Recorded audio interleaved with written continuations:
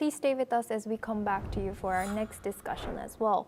Now we move on. Australia, Canada, and the United Kingdom have condemned what they describe as ongoing repression and human rights violations in Belarus. In a joint statement, they accuse the Belarusian authorities of seeking to dismantle civil society, silence independent media, and suppress political opposition, saying thousands have been unjustly detained, tortured, or forced into exile. They urged President Alexander Lukashenko's government to end what they called a campaign of repression.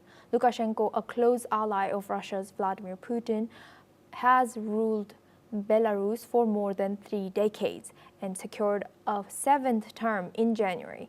He crushed mass protests in 2020 after a disputed election, jailing for exiling opposition leaders.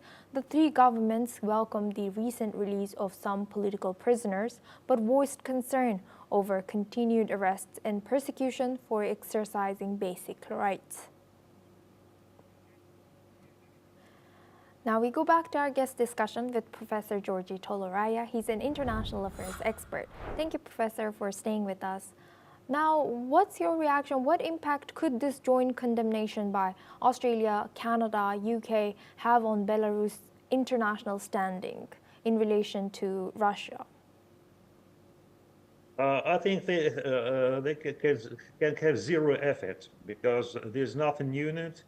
Belarus have been accused for many years, if not decades, because it occupies a very important geopolitical position between Russia and the Western Europe.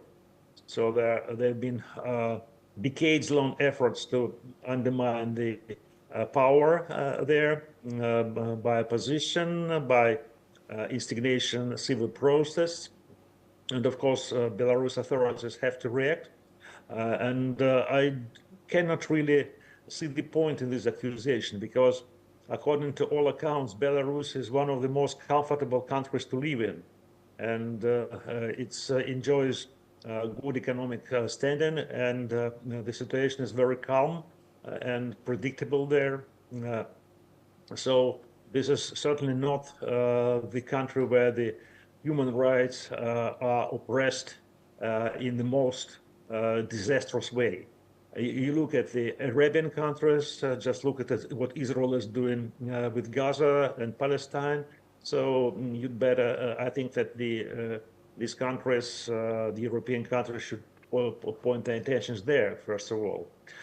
We see it as a part of the geopolitical struggle trying to undermine Russia and Russia-Belarus union. And I don't see any consequences of that.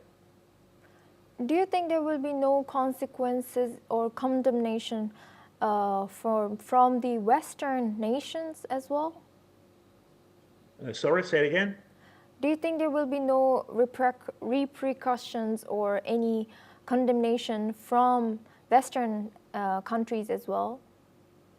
Yes, of course, there will be, as long as there will be more a need for more pressure to Russia, especially in the wake or before the Putin-Trump talks. All these leverages will be used.